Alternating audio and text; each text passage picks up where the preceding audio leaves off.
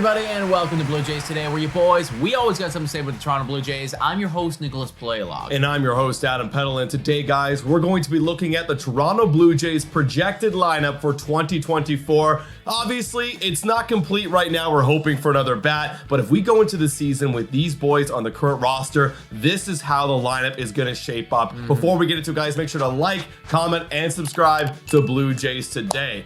All right, this lineup, Nick, is going to look a lot different than last year. We don't have exciting pieces in the bottom of the order like we did with like Brandon Belt. We were projecting down there, Whit Merrifield, Matt Chapman. A little bit more of an unknown question mark down there in the bottom part. Well, it's funny. We did this exact same video literally a year ago to the day almost. And I was looking back at some of the comments, and a lot of people were like, can't argue with that. Like, that's a great lineup. Like, excited for all the home runs. You know, like, wow, we're going to be top 5 offense. Like, everybody was so hype. I am anticipating that the comments of this video are not going to be that way, folks, because yes, it is absolutely a drop down from where we were last year. And even though there are absolutely some players to get excited about, you know, there are some question marks as well. So let's kick things off with kind of a big question mark in his own right. You know him. It's going to be George Springer leading things off. This is what it's going to be to start the year at least. Now, I could see a reality if like shit totally hits the fan, then maybe later on in the season, if he is like really struggling, they can move him down. But this is what you got him for. This is what you paid him for. He's the leadoff guy. Yeah, we actually just made a podcast talking about George Springer, breaking him down and seeing what he needs to do to get back on track, to be that dominant leadoff guy. He had an OPS in the low 700s last year, and at the leadoff spot for a lineup that's supposed to be good, you're not really loving that idea. There's a lot of other guys on the Blue Jays lineup that actually hit around the 700 mark, if not better, than George Springer, that actually provides a little bit more wheels, right? I'm talking about Kevin Kiermaier, maybe even like a Kevin Biggio breakout this year. That could be a flirtatious idea. You never know. But right now, you got to ride with the guy, George Springer, at the top of the lineup. He's going to be in right field, right? Because we're basically rocking with the same outfield we did last year. How comfortable do you feel with him leading off for at least the start of the season? I'm a full coin flip, dude. Like, I really do believe that he has the capability to bounce back. And if you guys haven't already done so, then check out the video that we have breaking him down, because the problem, it's very clear. Like, he just simply could not catch up to the fastball last year, or when he was catching up, he wasn't hitting it for a whole lot of power. So he's very capable of doing that. I also understand the arguments of, well, this guy's going to be 35 years old this year. Like, that's kind of a thing. And I do think that there is an element to that for sure. So right now, I'm gonna ride with it. I'm gonna hope for the best. I would not be shocked if come potentially August, maybe you see somebody else up there. Agreed. Hey guys, really quick shout out to Battlegrounds before I see the number 2 spot. If you guys have some sort of team building event or maybe a Valentine's Day date, go check out Battlegrounds. Go look at the website, battlegrounds.com. Number 2, you guys could probably guess it. It's gonna be Bo Bichette at the shortstop position, like we usually see him at. Any surprise here? Because I know you were telling me, well, maybe there could be an argument where you could shift around that 2 spot because maybe you want Bo Bichette in more of an RBI position because, quite frankly, he was our best hitter last year. Well, we've seen them play with that before, right? So I agree with you. I do think that he's going to be in the 2 spot to at least start the year where the lineup's at right now, mainly because who else do you put up there, right? If you're feeling really confident, do you slide Dalton Varsho up there? Do you slide Kevin Biggio up there? Like, I feel like those are really your only options at this point. And, I mean, if you are John Schneider, I think you're looking at that and you're going, nah, like, I would prefer to have Bo Bichette kind of before Vladimir Guerrero Jr., spoiler alert, going to be number 3. But, yeah, so I do think that there is a reality that maybe in one part of the season, depending on how people are doing, we see him slide down to the 4 spot in the lineup, do that cleanup role. But for now, starting out, you're probably going to see him in number 2. Yeah, I agree. I'd rather have him in the cleanup spot. Ideally, I could see a reality where if Kevin Biggio wanted to break out and do what he did in the second half of last year, I could see a reality where they might flirt with the idea of putting him up there for 2 reasons. One, he's a lefty. You go righty, lefty, righty, start off the game. That's been always the conversation around the Blue Jays to split up that first inning. And then number 2, Kevin Biggio, he's the profile of a great table setter. If he can get on base, if his batting average could be like at 250 and then his on base is just incredible, you know, in the high 300s, that's the ideal guy you'd want up there. Totally. And I also want to say that all of this could potentially change if they bring in a Jock Peterson, if they bring in a Jorge Soler, everything like that. Like, these guys are going to slot in at some point in the top of lineup. So, like, it could shake some things up. Moving on to number 3. I already said it. You know it's going to be Vladimir Guerrero Jr. There really is nothing to talk about here. Like, he's the guy. He's going to be the number 3 guy. If the Toronto Blue Jays go, Vladimir Guerrero Jr. is also going. There's pretty much no one fighting for that 3 spot right now, unless in some reality someone has some sort of MVP season, big breakout, and I don't really see it happening. Hell, even if Bo Bichette was doing that, I mean, he could bat second or fourth around Vladdy. There just really is no reality where he loses that 3 spot. The only other guy is Bo Bichette, and then it's literally just you're swapping them. You know? Maybe you've decided that for whatever reason you want Guerrero above Bo Bichette. I don't know why, but that's the only potential thing that I could think about. He's going to be your number 3 hitter. Yeah, because it comes down to a point where, you know, hitters get comfortable. They want to feel comfortable when they're rolling into the ballpark every single day. And moving from if you're going to swap Bo and Vlad for whatever reason based on performance, it just feels weird. There's no real point to it. So, Vladdy, you're locked to number 3. Let's hope we get a 2021 campaign and we don't have to worry about your positioning. For real, for real. Now, this is where it's going to get a little bit contentious, everybody. I feel like you guys all anticipated the top 3. Sound off in the comments if you disagree with this. Number 4. Time for a quick shout out to Betway. Betway is the best place to make all of your sports bets on all of your favorite teams. Betway is also in collaboration with iGaming Ontario. Must be 19 years older to participate. And guys, please bet responsibly. Now, back to the content. We're rocking with Dirty Hands Jansen. Dirty Hands Dan, everybody. This guy, he's very rarely fully healthy on the field, but when he is, the slugging capabilities of Danny Jansen, they are rivaling the upper echelon players in the entire MLB. Like, we are talking about a guy who is right up there on the lists with Mike Trout and Aaron Judge and Bryce Harper and everybody. So he can slug among the best. I think the biggest question is, can he stay on the field? Can he do it consistently? Yeah, that is the big question, because if he's healthy and he's slugging, he will be right here. We have seen when he's on these hot benders at the plate, you will see him up in that 4 spot. If like when Matt Chapman wasn't performing and Marshall was performing, you saw Danny Jansen up there. Now, granted, you're going to have a little bit of downfall in the 4 spot lineup. You want him to drive in runs. Yeah, you want him to hit a home run, but he bats in the low 200s. So that's the argument of having Bo down there, where he can actually drive in that runner from second base. Whereas Danny Jansen, you're basically hoping for a big blast. That's you're counting on the home run. You know, like, if you don't get that long bomb, you're probably not getting anything at all. Whereas, with Bo Bichette, I mean, he's going to get a hit, you know, potentially 0.8% more of the time, right? Because he's batting 300 and Danny Jansen's batting 220. So I do think that there's absolutely an argument there. I also want to say, once again, if the Jays go out and get Jorge Soler, that's his role. If the Jays go out and get JD Martinez, that's his spot, right? So Danny Jansen will move down accordingly.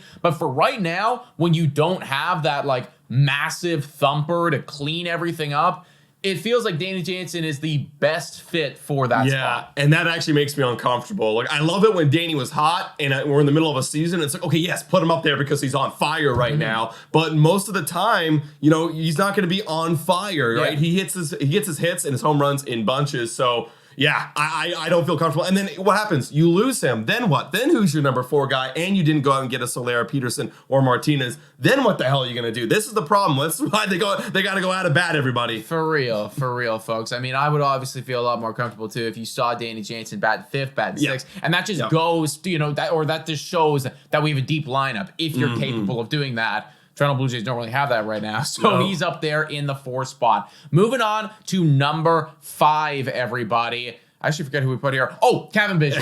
Kevin Biggio, folks. It is going to be Mr. Biggio. So this is, I feel like we're kind of getting, we're jumping on the hype train a little bit here because of how he finished last season. He was definitely playing very well down the stretch, but we have seen him up here, and this is that part of the lineup where you like to see the righty-lefty, righty-lefty, righty-lefty. Yeah, because you're falling into a new tier right now. None of these guys right now, based on how they played last year, deserve to be in the top 4, in my opinion.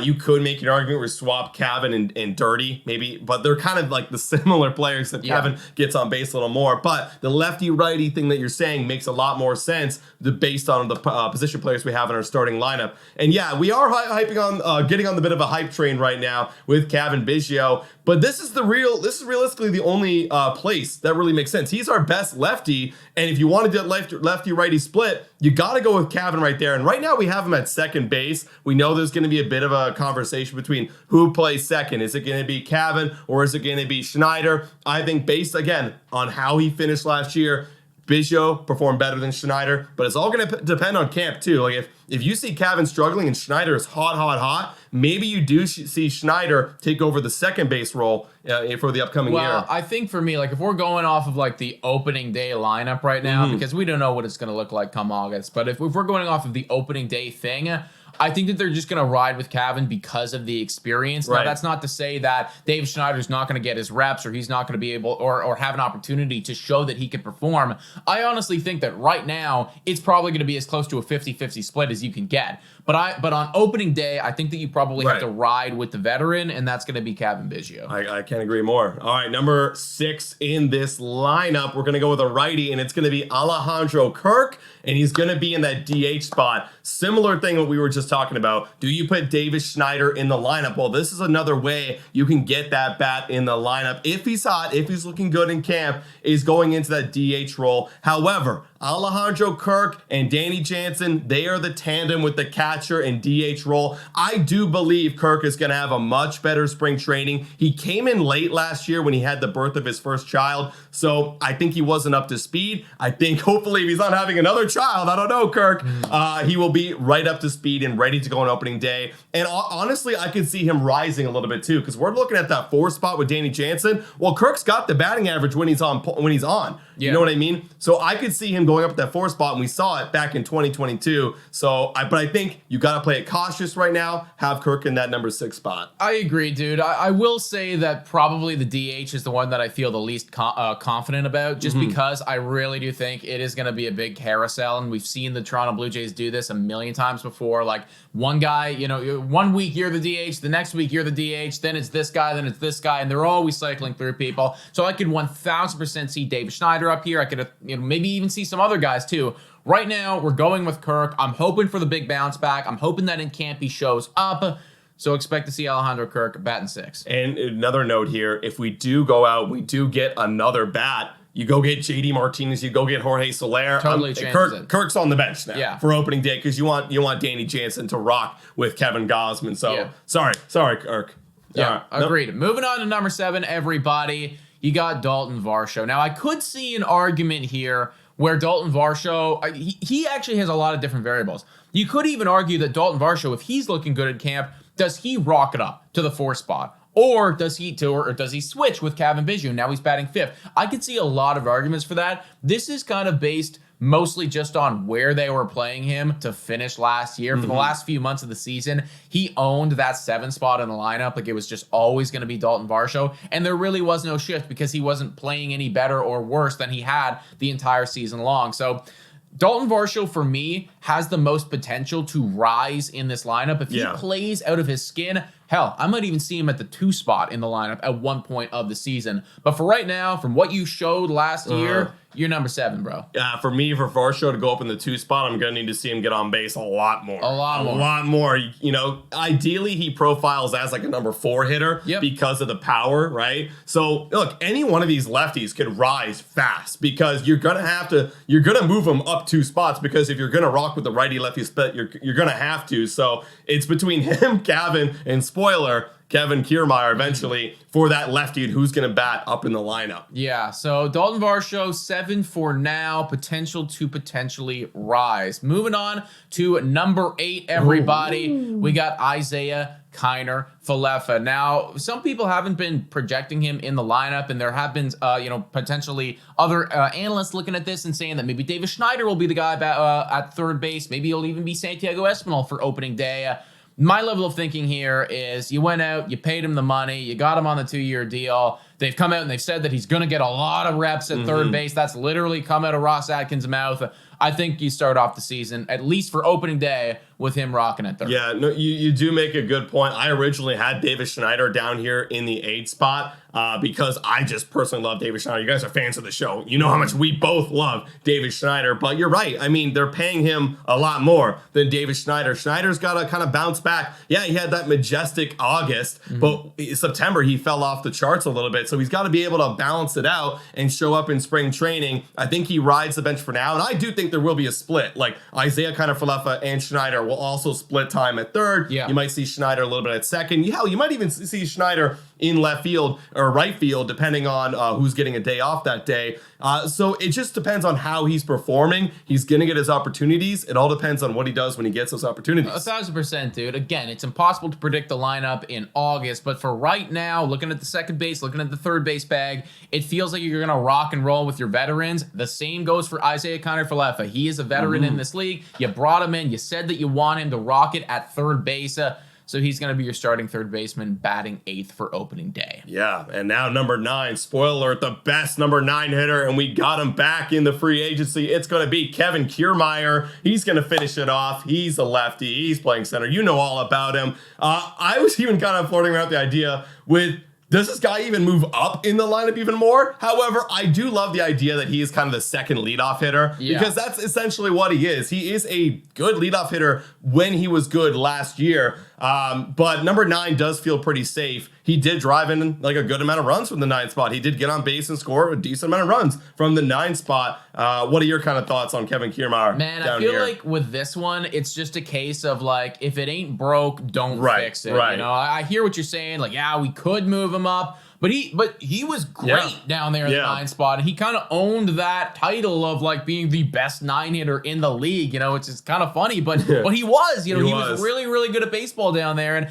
I think to your point earlier, saying, well, guys like to get comfortable and they like to be in their role and have their spot. That's his spot. He's gonna lock in the 9 spot in the lineup for the Toronto Blue Jays. I think it would take a lot of bad performances from other people and a crazy performance from him to make the management even consider shifting that. Hey, Kevin Kiermaier said when he signed back with the Blue Jays, he's going to hit for a lot more power this year. I think it's really interesting. I'm not casting any doubt on him. Yeah. He never profiled as a power hitter. His swing is very much a slapstick kind of get on base and speed and steal bases kind of hitter. But if you can prove it, I mean, hell, dude, this guy's hitting like 950 with like 10 dingers in May. Okay, well, now you're the 4 hitter. Well, yeah, if this guy's hitting 950 and doing all that, then this guy's MVP. So, he's got to move up then.